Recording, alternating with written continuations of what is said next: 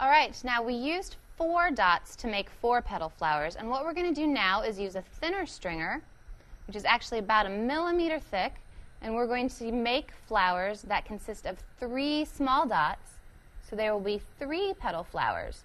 We're going to use these kind of just to accentuate the bigger flowers and to add a little more fine detail.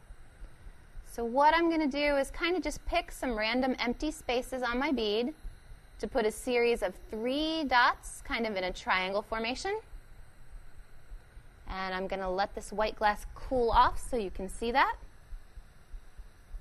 So we've got 2 sets of 3 dots on this side, and I'm going to do the same thing on this empty space on the other side.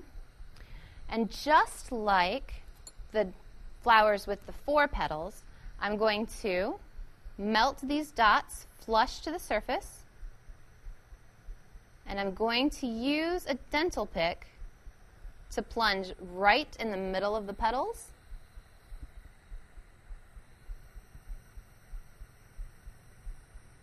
To draw those flower petals together, and then you have a flower with 3 petals.